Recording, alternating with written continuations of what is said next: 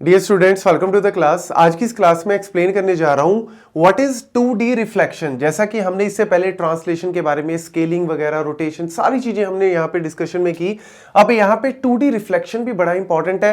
क्यों? क्योंकि एक तो इसके ऊपर सीधा सीधा आपका न्यूमेरिकल आ सकता है और इजी तरीका है इसको करने का, लेकिन इंपॉर्टेंट इसीलिए क्योंकि ये जितने भी ट्रांसफॉर्मेशन वाले कॉन्सेप्ट हैं ये सारे के सारे बहुत ज्यादा इंपॉर्टेंट है न्यूमेरिकल के पॉइंट ऑफ व्यू से, क्योंकि बहुत बड़े बड़े न्यूमेरिकल नहीं है।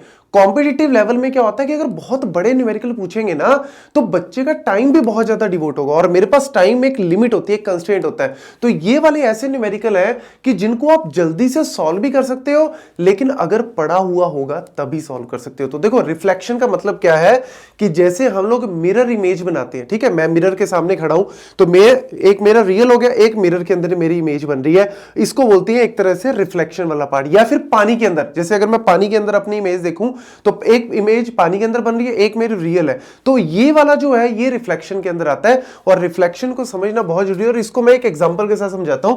हम 2D के बारे में बात करें तो 2D में आपको पता है कि एक मेरा यहां पे x एक्सिस है और दूसरा मेरा क्या है, यहां पे y एक्सिस है। ये आपको पता है माइनस का x होता है और ये आपका माइनस का y होता है। ये सिंपल सी कहानी आपको ऑलरेडी पता है, और ये मेरा ओरिजिन जिसको हम 0 से डिनोट करते हैं। अब यहां पे लेट्स सपोज मेरे पास एक ऑब्जेक्ट है और उस ऑब्जेक्ट को मैं ले लेता हूं ट्रायंगल की शेप में, ठीक है। इस तरीके से मैं एक ट्रायंगल की शेप में एक ऑब्जेक्ट ले लेता हूं, ये मेरा रियल ऑब्जेक्ट है, ठीक है। और इस रियल ऑब्जेक्ट के नेम भी ले लो जी, यहां पे पॉइंट्स ले लो a b c, और a की वैल्यू क्या है 2,3 which is given to you. ये क्वेश्चन में हमेशा गिवन होगी आपको, ये 1,2 है और c की वैल्यू क्या है 3,2 है। तो आप ऐसे बना भी सकते हो अगर बनाना चाहते हो, नहीं बनाना चाहते तब भी चल जाएगा।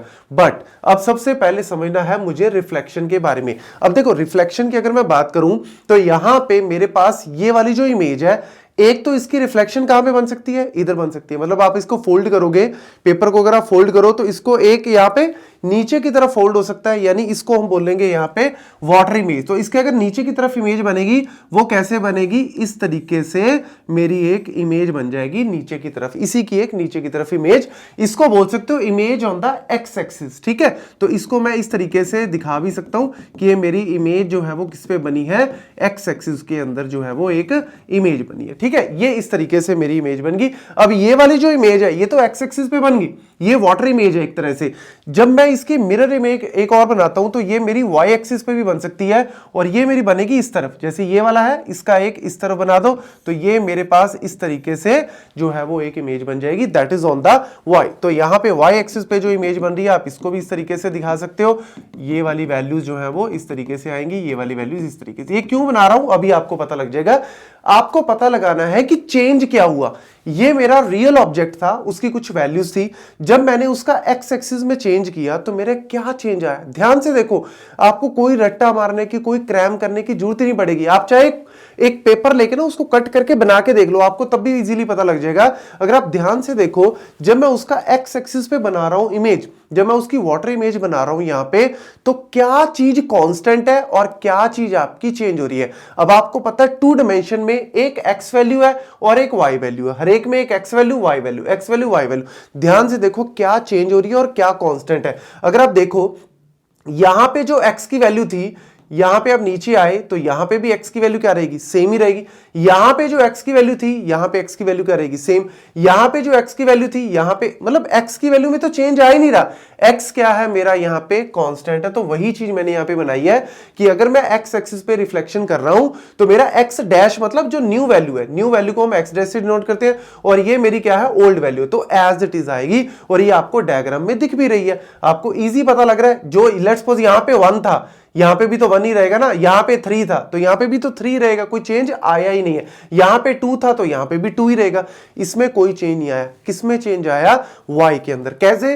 देखो y की यहां पे वैल्यू क्या है 3 है, ठीक है, ये वाली वैल्यू यहां पे दिख रही है।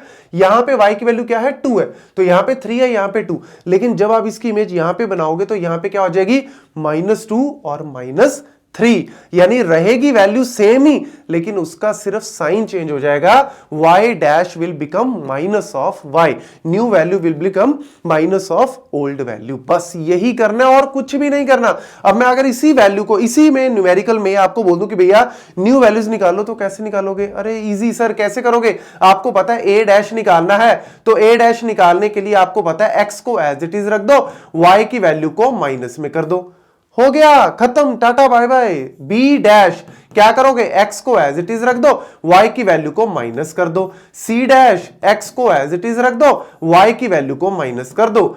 डन है जी, खत्म। ये वाला आपका इमेज डन हो गया, रिफ्लेक्शन डन हो गया।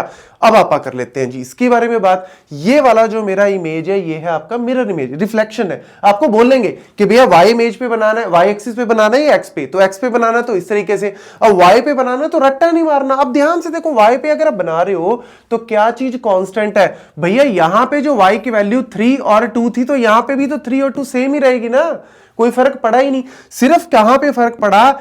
x की वैल्यू पे फर्क पड़ा।